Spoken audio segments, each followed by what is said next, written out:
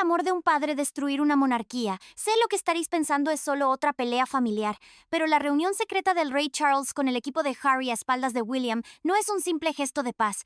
Es la jugada desesperada de un rey enfermo contra el reloj y podría costarle el trono a su heredero. La historia de las monarquías, si la despojamos de sus coronas y sus palacios, no es más que la historia de las familias.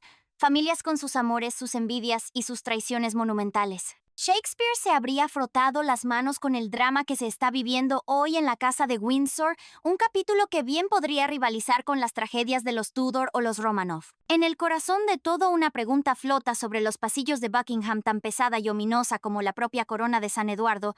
¿Está el rey Charles III cometiendo un error histórico? Un error de juicio, un error de padre que podría costarle no solo la estabilidad de su reinado, sino el futuro mismo del hombre que está destinado a sucederle. El epicentro de este terremoto institucional es una supuesta cumbre de paz, una reunión tan secreta que su mera existencia ya es un escándalo. Imagínate la escena porque es digna de una serie de televisión. A un lado de la mesa, los emisarios del rey, la voz de la maquinaria del poder, el establishment. Al otro lado, el equipo de comunicaciones de Prince Harry y Meghan Markle, los duques que se autoexiliaron a California, los rebeldes de la familia. El objetivo declarado muy noble, muy bonito, era establecer un canal de comunicación privado, una línea directa para detener la hemorragia de filtraciones a la prensa. Muy bonito, sí señor, pero en esa mesa de negociación había una ausencia que resonaba con la fuerza de un cañonazo. Faltaba la silla del Palacio de Kensington. Faltaba la voz de Prince William. Y esa silla vacía, amigos, es el verdadero protagonista de esta historia. No es un simple despiste protocolario, es un manifiesto. Es el símbolo de una fractura que ha dejado de ser una simple grieta para convertirse en un abismo insondable. Estamos presenciando en tiempo real el dilema eterno de un hombre atrapado entre dos roles irreconciliables, el de un padre afligido que anhela la paz y el de un monarca que tiene el deber de preservar la institución. Y en su intento desesperado por tender un puente hacia su hijo pródigo, el hijo que se fue parece estar dispuesto a quemar el puente que le une a su hijo leal, el hijo que se quedó. La pregunta, por tanto, es brutal y directa. ¿Está Charles en su papel de padre sacrificando a su heredero en el altar de su repuesto? ¿Está intentando apaciguar a un Harry que muchos ven como un hombre paranoico, amargado y perpetuamente agraviado a expensas de William, el hombre que un día será rey, y que ya está criando al niño que un día será rey?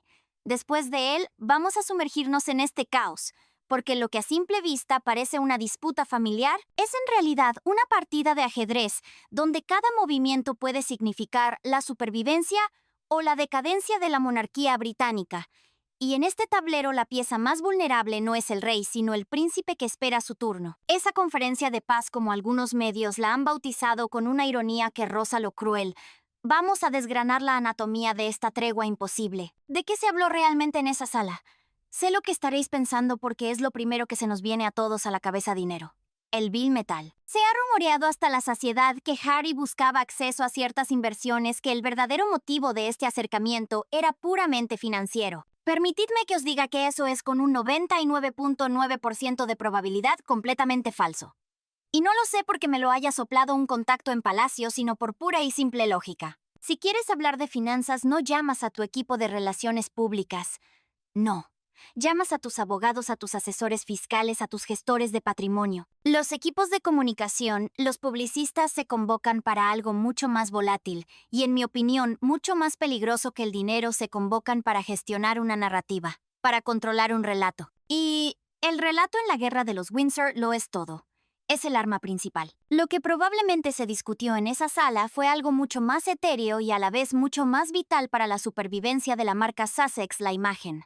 La reconciliación, los Invictus Games. ¿Cómo hacer para que la familia, y fijaos que digo la familia, no, la institución, deje de parecer una casa en ruinas, una dinastía en descomposición ante los ojos del mundo? Porque seamos honestos, esta división tan pública y tan amarga no beneficia a nadie a largo plazo. ¿Merece la familia estar dividida?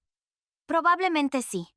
Las heridas son demasiado profundas y las traiciones han sido demasiado públicas como para pretender que no ha pasado nada. Pero entiendo perfectamente la preocupación de Charles, aunque creo que es una preocupación innecesaria y mal enfocada, porque, seamos sinceros, al público británico en su gran mayoría la figura de Harry ya le interesa más bien poco.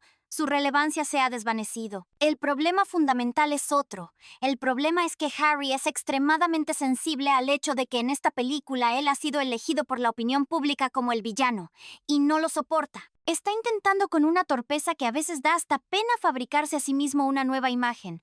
La del hijo arrepentido, la del hombre que busca la paz y la concordia. Pero aquí viene la pregunta del millón, la que desmonta todo este teatro.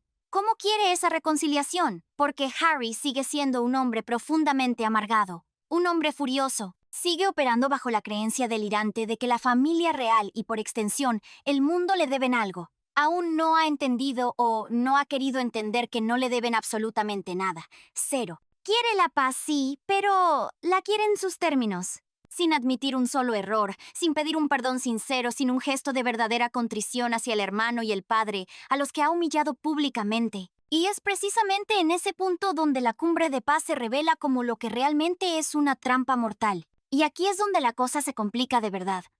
Aquí es donde el drama personal de un padre con sus culpas y sus anhelos se entrelaza peligrosamente con el deber ineludible de un rey. La pregunta es obligada. ¿Está Charles siendo un buen padre en este escenario? Con todo el dolor de mi corazón me atrevería a decir que no. Y lo que es peor, siento que estamos viendo la repetición de un patrón de una dinámica tóxica que se gestó en la trágica infancia de William y Harry y que ahora como una maldición se proyecta a una escala mucho mayor con el destino de la monarquía en juego. Lo que veo en este desesperado intento de reconciliación es a Charles repitiendo un error de manual, uno que vemos en tantas familias, el del padre que por intentar hacer feliz al hijo más problemático, al que más ruido hace, acaba descuidando y castigando indirectamente al que siempre ha sido leal, al que siempre ha estado ahí. Charles, en su intento por apaciguar a un Harry que se comporta como un niño pequeño enfadado, está sin darse cuenta preparando el terreno para el fracaso de William. Es como ese padre que permite que su hijo tenga rabietas monumentales en casa sin ponerle límites, sin que haya consecuencias. ¿Y qué es lo que pasa inevitablemente? Que el niño acaba montando el mismo espectáculo en público en el supermercado, en una cena con amigos, y para entonces el padre ya no tiene herramientas, ya no sabe cómo manejar la situación. Charles en este escenario está lidiando con un niño furioso de casi 40 años. Un niño que ha tirado todos los juguetes por la ventana, ha gritado, ha pataleado y ha contado todos los secretos de la familia al mundo entero a cambio de millones. Y si ahora Charles el padre cede y le da lo que quiere sin que haya consecuencias reales, solo le está enseñando una lección devastadora que la próxima vez la rabieta puede ser aún más grande porque funciona. Desde una perspectiva puramente humana lo entiendo. De verdad, sé lo que estaréis pensando. Charles es un hombre que roza los 80 años, está lidiando con un diagnóstico de cáncer que no sabemos cuán grave es, y es totalmente posible que sienta que el tiempo se le acaba. Quiere reparar los lazos con su hijo menor, quiere poder ver a sus nietos, Archie y Lilibet, antes de que sea demasiado tarde. Es un impulso profundamente humano el deseo de un padre de tener a su familia unida antes de partir. Es conmovedor. Pero Harry no es solo su hijo. Es el duque de Sussex, una figura pública que ha atacado a la institución.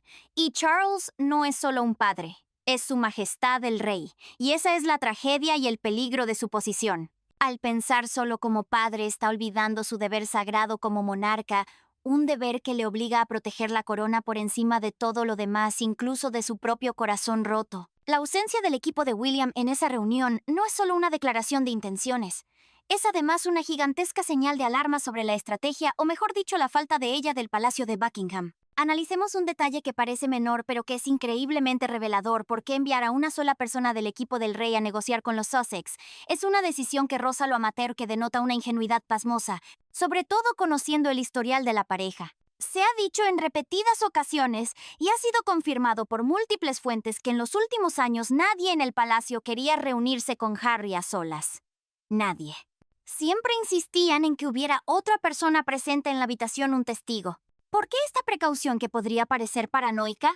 Muy sencillo, por si Harry más tarde tergiversaba la conversación, la sacaba de contexto o directamente se inventaba algo que no había ocurrido. Con un testigo era más fácil refutar sus afirmaciones y protegerse de futuras acusaciones. Es la regla número 1 cuando tratas con alguien que ha demostrado no ser de fiar. El hecho de que Charles o su equipo no haya aplicado esta simple medida de precaución en una reunión de tan alto voltaje resulta simplemente incomprensible. Es como si el palacio, en un extraño ataque de amnesia colectiva, se negara a tomarse en serio a Harry y a Meghan. como si después de más de 5 años de ataques sistemáticos y calculados todavía no entendieran la magnitud de la amenaza que representan. Pensemos por un momento en lo que esta pareja ha hecho: la entrevista con Oprah, una bomba nuclear lanzada al corazón de la institución, el documental de Netflix, un ejercicio de victimismo patrocinado, y el libro Spare, una traición literaria sin precedentes.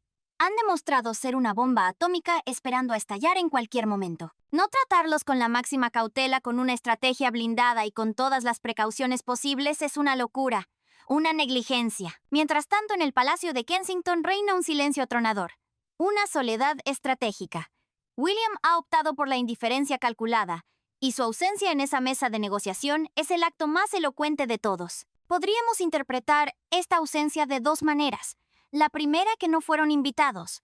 La segunda, que fueron invitados y declinaron la oferta con un rotundo no gracias. Sinceramente me inclino a pensar que probablemente ni siquiera se les cursó una invitación formal, porque Charles sabe perfectamente cuál es la postura de su hijo mayor y sabe que la respuesta habría sido negativa. William no quiere saber nada de Harry, absolutamente nada. Ha trazado una línea de fuego en la arena, y esa línea es infranqueable. Su silencio no es pasividad, es una muralla. Es la muralla que ha tenido que construir ladrillo a ladrillo para protegerse a sí mismo, para proteger a su esposa que lucha contra el cáncer y para proteger a sus 3 hijos pequeños de la toxicidad que emana de California. Harry está desesperado por volver. Esa es la cruda y simple realidad que se esconde detrás de estas supuestas cumbres de paz y de estos intentos de acercamiento. Quiere recuperar el prestigio, la relevancia, el estatus que perdió en el momento en que decidió pulsar el botón nuclear. Y creo con toda sinceridad que en el fondo odia su vida en Hollywood. O para ser más preciso, odia la vida que Meghan Markle ha diseñado para ellos. Una vida de alfombras rojas insustanciales, de acuerdos comerciales fallidos con gigantes como Spotify o Netflix, y de una fama que no es la que él conocía. La suya era una fama heredada institucional sólida como una roca. Era la fama que emana de una institución milenaria, un aura de reverencia y misterio. La fama de Hollywood, en cambio, es volátil, superficial y despiadadamente cruel. Es un mercado de carne donde hoy eres el rey y mañana no eres nadie. Harry huyó de lo que él mismo llamó una jaula dorada en el Reino Unido solo para descubrir con horror que se ha construido otra para sí mismo al otro lado del Atlántico. Una jaula mucho más precaria, mucho más solitaria y en última instancia mucho más vacía. Anhela, estoy convencido, regresar a la vida que tenía. A la estructura, a la camaradería militar que tanto amaba, al sentido del deber que, aunque públicamente lo rechazara, le daba un propósito y un lugar en el mundo. Y aquí es donde debemos ser absolutamente claros, trazando una línea que no puede ser cruzada. No estoy en contra, y quiero que esto quede muy claro, de que Charles, como padre, busque las paces con Harry, su hijo. Esa es una esfera privada, un asunto del corazón que le pertenece solo a él, pero la reconciliación nunca, y repito, nunca puede extenderse a la esfera pública. No puede haber una reconciliación entre el rey y el duque de Sussex en su calidad de miembro potencial de la monarquía. Esa puerta no se cerró, se demolió y se echaron los escombros al mar. Harry eligió su vida y tiene que aceptar de una vez por todas las consecuencias de esa elección. El gran problema es que Charles, con sus acciones y sus reuniones secretas, parece estar borrando esa línea fundamental. Al tratar de hacer feliz a su hijo rebelde, está ignorando al que se ha quedado, al que ha sido leal en las peores circunstancias. Y estoy seguro de que muchos de vosotros en vuestras propias familias conocéis historias similares, un padre o una madre que se vuelca de tal manera en un hijo problemático en el que da más guerra que acaba por descuidar casi sin darse cuenta al otro. Al que no da problemas, al que siempre está ahí. Charles quiere reconciliarse con Harry, sí, pero tiene otro hijo. Un hijo que lo está haciendo extraordinariamente bien, soportando una presión que habría destrozado a la mayoría de los hombres. Y Charles no debe permitirse el lujo de dejarle a William un desastre como herencia. No tiene ese derecho. El deber más importante de Charles como rey, su verdadera misión histórica, no es reparar su relación rota con Harry. Es asegurar una transición suave, estable y exitosa para su sucesor. Es preparar el mejor reinado posible para el futuro William B. Porque cuando William ascienda al trono, se enfrentará a un escrutinio inmenso, a una presión que pocos monarcas han conocido. La sociedad ha cambiado. Ya hay gente, y no son pocos, cuestionando sus finanzas, sus gastos, su estilo de vida. La monarquía como institución está siendo examinada bajo un microscopio como nunca antes. Mucha gente en esta era moderna se pregunta con genuina curiosidad si todavía es necesaria, si tiene algún sentido más allá del turismo y la tradición. Para que la monarquía de William sobreviva y más aún prospere, necesita ser lo más estable y sólida posible desde el primer día. No puede permitirse el lujo de tener una mess of a spare, un repuesto caótico y resentido lanzando granadas desde el otro lado del océano. William es plenamente consciente de esto. Está haciendo todo lo posible por encontrar su propio camino, por modernizar el rol sin despojarlo de su esencia y de su magia. Ya hemos oído que muy probablemente eliminará parte de la pompa y la ceremonia que su padre tanto adora. Y aunque como amante de la historia le pediría que no la quitara toda, porque es parte de lo que hace única a la monarquía, entiendo perfectamente su dirección. Es una estrategia de supervivencia. William mira hacia el futuro intentando adaptar una institución medieval a las sensibilidades del siglo XXI. Charles, en cambio, parece anclado en el pasado, aferrado a la memoria de su madre, la reina Isabel II, y a las formas de un mundo que ya no existe. Es comprensible, es un hombre de su tiempo. Pero en este tablero de ajedrez, Harry no es solo un hijo triste al que hay que consolar. Es la mayor amenaza existencial para el reinado de Charles y sobre todo para el futuro reinado de William. Imaginemos por un momento que William es coronado rey. No puede tener bajo ninguna circunstancia a un hermano con el que no tiene relación, pero que gracias a la indulgencia y a la miopía de su padre tiene algún tipo de rol, por pequeño y simbólico que sea, dentro de la estructura real. Y eso, amigos, es exactamente lo que Harry busca desesperadamente. Un pie dentro de la puerta, un estatus a la carta. Y es precisamente lo que no puede ocurrir jamás. No hay futuro para él en la monarquía que William está diseñando. Sus decisiones han sido terribles, sus acciones imborrables, y debe asumir las consecuencias. Pero Charles, cegado por su deseo paternal, parece dispuesto a pasar por alto las peores fechorías de Harry con tal de tenerlo cerca. Y eso es lo que convierte esta situación en una bomba de relojería que le explotará en la cara a su sucesor. La visión de Charles de un frente familiar unido de una foto de familia sonriente con todos los rencores olvidados es una fantasía. Un hermoso sueño sin duda, pero completamente irreal. Es un espejismo en el desierto de la traición. Y la dura realidad es esta: los hermanos William y Harry no creo que se reconcilien jamás. Y si algún día lo hacen, será en sus propios términos, dentro de muchísimos años, cuando el tiempo haya hecho su trabajo y las heridas hayan cicatrizado hasta convertirse en un vago recuerdo. No será mañana ni pasado. Y desde luego no será porque su padre los fuerce a ello. Charles no puede forzar esta reconciliación. Y al intentarlo con estas reuniones secretas, con estas maniobras a espaldas de su heredero, no solo está siendo ingenuo, sino que está empeorando las cosas. Está echando sal en una herida abierta. Hemos oído en repetidas ocasiones de fuentes fiables que William es un hombre muy terco, pero en este caso no es una cuestión de terquedad, es una cuestión de pura y dura autoprotección. No quiere volver a tener una relación con su hermano porque su hermano la ha arruinado, la ha quemado, la ha demolido, la ha reducido a cenizas. Imagino a William pensando para sus adentros en la soledad de su despacho en Adelaide Cottage. Tengo una esposa que ha luchado valientemente contra el cáncer. Tengo 3 hijos pequeños a los que debo proteger del circo mediático y de la toxicidad. Simplemente no puedo malgastar mis energías, mi tiempo y mi paz mental en un hermano que ha sido sistemáticamente horrible conmigo y con mi familia. Mi deber principal ahora mismo es protegerlos a ellos. Y eso lamentablemente significa mantener a Harry y a todo lo que representa lo más lejos posible de nuestras vidas. Es una decisión brutal, pero comprensible. Y Charles tiene que aceptarla. Es la decisión de William como hombre, como esposo y sobre todo como padre.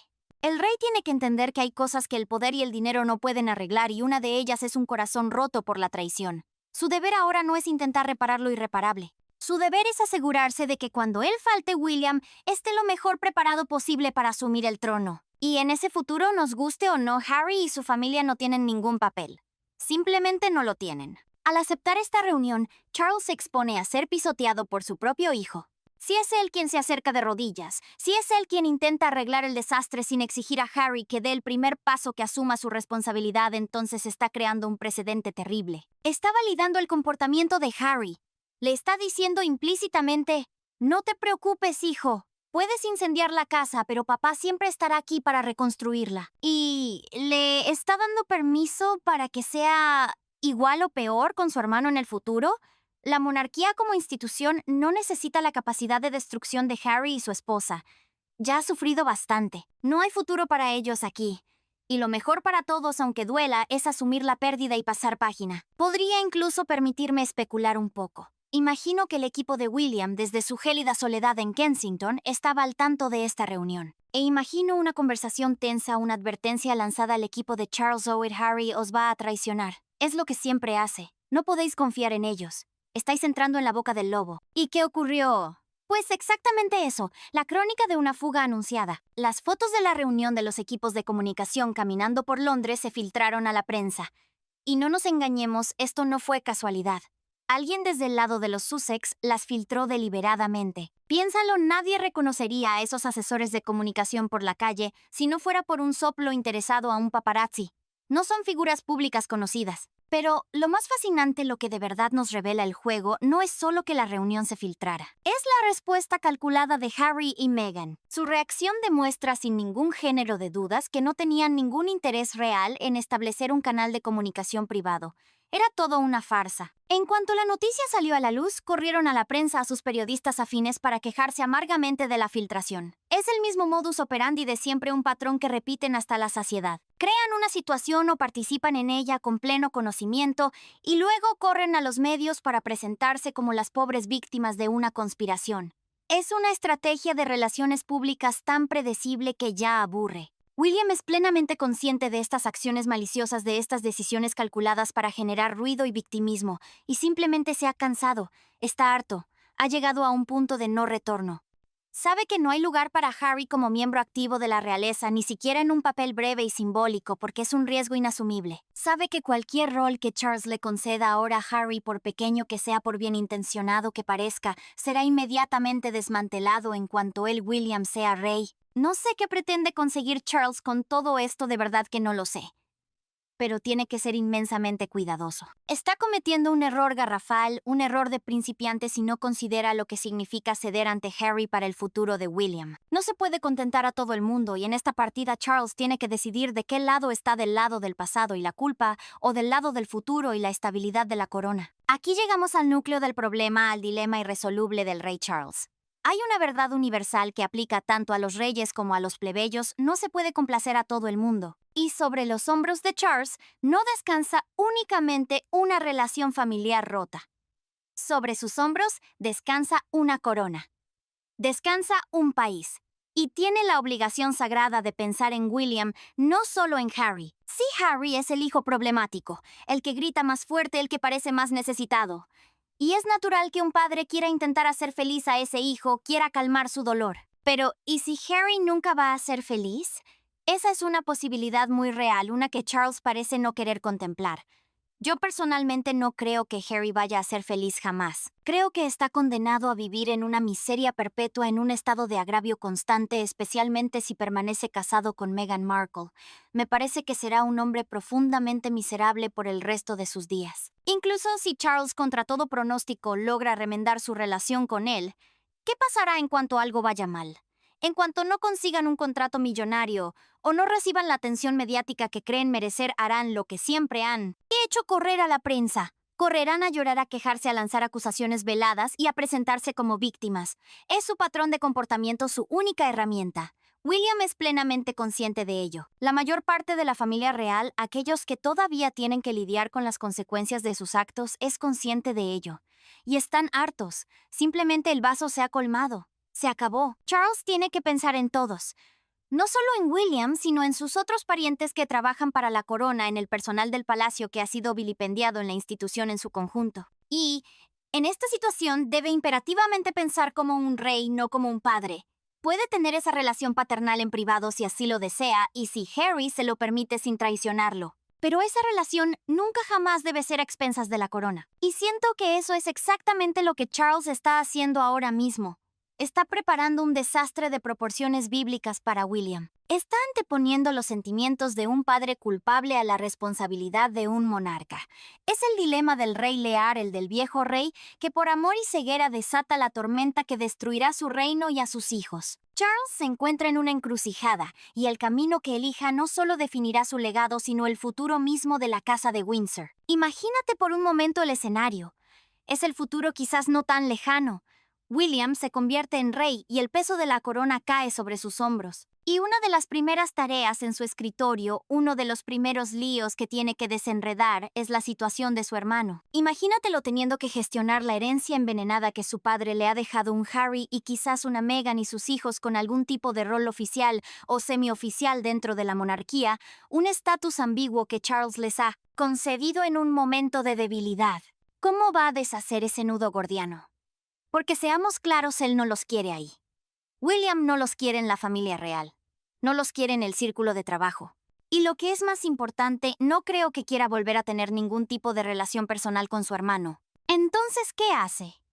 ¿Cómo gestiona una situación en la que su propio padre ha legitimado la presencia de la misma gente que ha intentado destruir a su familia y a la institución que él ahora lidera? Es una trampa perfecta, un problema sin solución buena. Si William como rey toma la decisión de cortar por lo sano y revocar cualquier estatus que Charles les haya dado, será acusado de ser un hermano cruel y vengativo. Los tabloides se llenarán de titulares sobre cómo el nuevo rey exilia a su hermano pequeño, y Harry y Meghan tendrán munición para su narrativa de victimismo durante una década. Se presentarán ante el mundo como las pobres víctimas de un monarca frío y despiadado. Pero si por otro lado William decide mantener el status quo para evitar el conflicto, estará permitiendo que un cáncer siga haciendo metástasis en el corazón de su reinado. Estará tolerando la presencia de un centro de poder rival, una corte paralela en Montecito, que inevitablemente competirá por la atención y socavará su autoridad a la menor oportunidad. Por eso, Charles tiene que aceptar de una vez por todas la realidad. Tiene que aceptar la decisión de William de mantener a su hermano a distancia. Y quizás, solo quizás, debería dejar de entrometerse. Dejar de intentar ser el mediador en un conflicto que él mismo en parte ayudó a crear con su propia historia personal. Quizás debería detenerse. Simplemente dejar que Harry y Meghan se cuezan en su propio jugo de contradicciones en California. No hacer ninguna incursión. No ofrecer ninguna rama de olivo. No hacer absolutamente nada hasta que sean Harry y Meghan quienes vengan si es que algún día lo hacen de rodillas y suplicando perdón. Si Charles no entiende esto, si sigue por este camino de apaciguamiento, está cometiendo un error masivo. Un error que solo conducirá a más dolor, más caos y más angustia en los años venideros. Está dejando a su hijo una herencia tóxica, una bomba de relojería que William tendrá que desactivar mientras intenta al mismo tiempo ganarse el respeto de su país y asegurar el futuro de la corona. Es profundamente injusto, y desde el punto de vista de la historia es una negligencia imperdonable. La insistencia de Charles en proyectar una imagen de unidad familiar, en forzar una reconciliación que todo el mundo sabe que es artificial, es un espejismo peligroso. Y en el fondo lo que revela es una profunda, casi trágica incomprensión de la naturaleza de la herida. Porque la traición de Harry, y tenemos que ser muy claros en esto, no fue una simple disputa familiar. No fue una discusión subida de tono en una cena de Navidad. Fue un ataque calculado, público y sostenido contra la institución misma de la monarquía, la institución de la que William es el futuro guardián. Cuando Harry se sentó en aquel sofá con Oprah Winfrey, no estaba simplemente contando su verdad como a él le gusta decir. Estaba lanzando acusaciones de racismo y de negligencia en la salud mental que sacudieron los cimientos de la Commonwealth y mancharon la reputación de la familia a nivel global. Fue un acto de una irresponsabilidad asombrosa. Cuando publicó su libro Spare, no solo compartió anécdotas personales más o menos vergonzosas, detalló una pelea física con el futuro rey de Inglaterra y cuestionó el carácter y la integridad de casi todos los miembros de su familia, incluyendo a la mujer de su padre, la reina. Estos no son actos que se perdonan con una reunión de equipos de comunicación y un apretón de manos forzado. Para William, perdonar esto no es una cuestión de orgullo personal de ser incapaz de pasar página. Es una cuestión de supervivencia institucional. Piénsalo bien, si el futuro rey permite que un ataque tan directo, tan brutal y tan público quede sin consecuencias, ¿qué mensaje está enviando a futuros detractores, a futuros enemigos de la corona? Estaría enviando el mensaje de que la monarquía es débil, de que puedes ser atacada con total impunidad, de que puedes vender los secretos de tu familia al mejor postor y aún así ser bienvenido de nuevo al redil. Charles parece no entender esta dimensión en absoluto. O quizás, y esto es aún más triste, la entiende, pero la ignora cegado por la culpa y el deseo paternal. Él ve a un hijo perdido, a una familia rota que necesita ser reparada a cualquier coste. William, en cambio, ve a un desertor. Ve a un soldado que después de bombardear su propio campamento ahora pide ser readmitido en las filas como si nada hubiera pasado. Son dos perspectivas completamente irreconciliables. Y al intentar imponer la suya, la del padre dolido sobre la del futuro, Ray Charles solo demuestra lo desconectado que está de la mentalidad de su heredero y de las duras necesidades que tiene la monarquía para sobrevivir en el siglo XXI. No es un juego de sentimientos, es un juego de poder y supervivencia. Y en ese juego la ingenuidad se paga muy cara. En medio de todo este ruido, de esta cacofonía de acusaciones, filtraciones y dramas, el silencio de William se ha convertido en su arma más poderosa y elocuente. Mientras Harry y Meghan no paran de hablar, de filtrar, de comunicarse a través de esas ambiguas fuentes cercanas que siempre dicen lo que ellos quieren, William ha optado por un mutismo casi absoluto en lo que respecta a su hermano. Y este silencio, no nos equivoquemos, no es debilidad ni indiferencia. Es una estrategia brillante y multifacética. En primer lugar, es una forma de negarles el oxígeno mediático que tanto necesitan para sobrevivir. Harry y Meghan prosperan en la reacción, en el drama, en la confrontación. Cada respuesta del palacio, cada comunicado oficial, por escueto que sea, es combustible para su narrativa de victimismo. Les permite decir, ¿veis? Nos atacan, nos silencian, nos malinterpretan. Al no decir absolutamente nada, William les roba ese combustible. Los deja gritando solos en el vacío y su ruido se vuelve cada vez más hueco y desesperado. En segundo lugar, y esto es crucial, su silencio es un escudo para proteger a su familia. Ha visto de primera mano el dolor y el estrés que las acusaciones de su hermano causaron a su esposa Catherine y a su padre el rey. Involucrarse en una guerra pública de dimes y diretes solo prolongaría ese sufrimiento y expondría a su familia a un escrutinio aún más brutal, precisamente en un momento de máxima vulnerabilidad personal, con la salud de su esposa y de su padre en el centro de la preocupación nacional. Su prioridad, como ha demostrado con una determinación férrea, no es ganar una batalla de relaciones públicas. Es proteger el santuario de su hogar. Y, en tercer lugar, y quizás lo más importante desde el punto de vista institucional, el silencio de William proyecta una imagen de fuerza, de dignidad y de estar por encima de la refriega. Él es el futuro rey. No se rebaja las peleas de patio de colegio que su hermano parece disfrutar tanto. Su enfoque y su energía están puestos en el deber, en el trabajo, en el futuro de la nación, no en responder a las provocaciones de California. Este contraste brutal entre su dignidad silenciosa y el ruido constante y caótico de los Sussex es increíblemente efectivo. Lo posiciona como el adulto en la habitación, como el estadista, mientras que Harry parece cada vez más un adolescente perpetuo atrapado en un bucle de resentimiento. Charles debería tomar nota. Debería aprender de la increíble elocuencia y del poder estratégico que puede tener el silencio de un futuro rey. Para entender la psicología de Harry, para llegar al corazón de su tragedia personal, hay que comprender la paradoja del spare del repuesto. Es un concepto casi cruel, un rol que te otorga todos los privilegios imaginables de la realeza, pero ninguno de sus propósitos definidos. Naces para ser un plan B. Una póliza de seguro andante para la línea de sucesión. Es un destino inherentemente frustrante, una existencia vivida a la sombra de otro. Es la definición perfecta de una jaula dorada sin un trono al final del pasillo. A lo largo de la historia, los spares han sido una fuente constante de problemas de inestabilidad y de salseo para las monarquías. Hermanos celosos, tíos conspiradores que anhelan el poder, figuras carismáticas que eclipsan al heredero.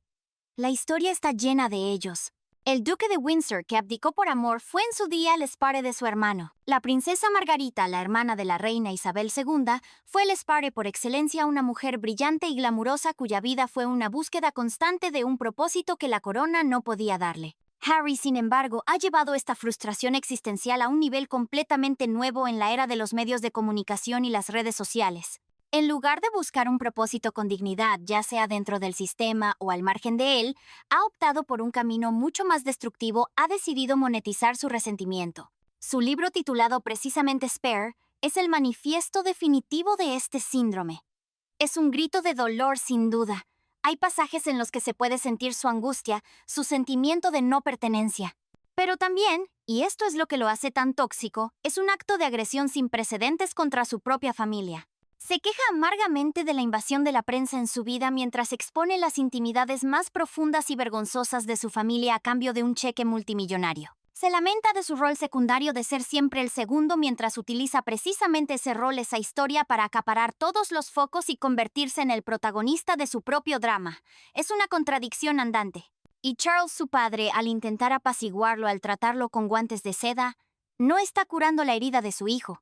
Al contrario, está validando la enfermedad. Le está diciendo implícitamente que su resentimiento es legítimo, que sus acciones destructivas son una forma aceptable de procesar su dolor. Es una terapia terrible y una estrategia de estado aún peor. La única cura para el síndrome del Spar es que el propio Spar acepte su lugar, encuentre su propio valor y su propio propósito fuera de la sombra del heredero y siga adelante con su vida.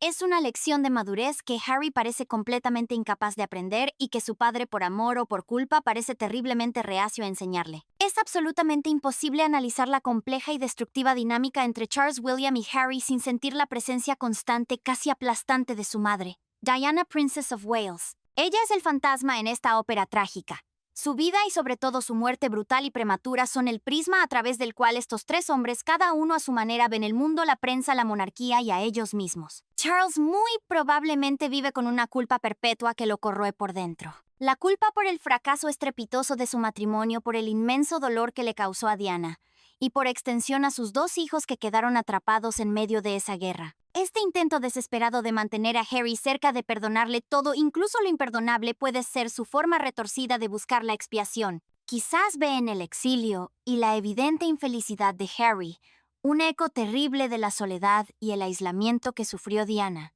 y siente que esta vez tiene que hacerlo bien. Que no puede permitirse perder a otro miembro de su familia de la misma manera. Harry, por su parte, se ha envuelto en el manto de su madre como si fuera una armadura. Se ha autoproclamado su heredero espiritual. Se ve a sí mismo y por extensión a Meghan como las víctimas inocentes de las mismas fuerzas oscuras, la prensa despiadada y la fría maquinaria del palacio, que según su narrativa persiguieron y destruyeron a Diana. Esta identificación es tan profunda, tan absoluta, que le impide ver su propia responsabilidad en el desastre que ha provocado. Él no es Diana. Meghan desde luego no es Diana. Las circunstancias son completamente diferentes. Pero él está atrapado en esa narrativa, reviviendo un trauma que no es del todo suyo, usándolo como justificación para sus propias acciones. Y luego está William. William también sufrió la misma pérdida devastadora, pero su respuesta ha sido la diametralmente opuesta.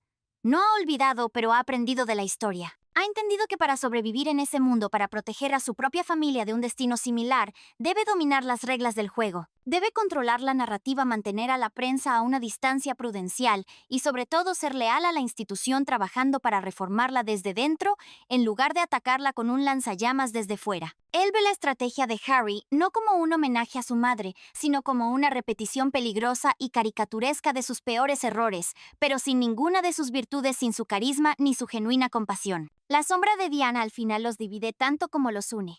Es su legado más trágico, una herida que no ha cicatrizado y que sigue sangrando, definiendo y envenenando el presente y el futuro de la corona británica. La visión de William para el futuro de la monarquía, la que se vislumbra a través de sus acciones y de las filtraciones controladas de su equipo, es clara y radicalmente diferente a la de su padre. Él está planeando una institución más reducida, más centrada, más eficiente. Una especie de monarchy light, sí, me permitís la expresión.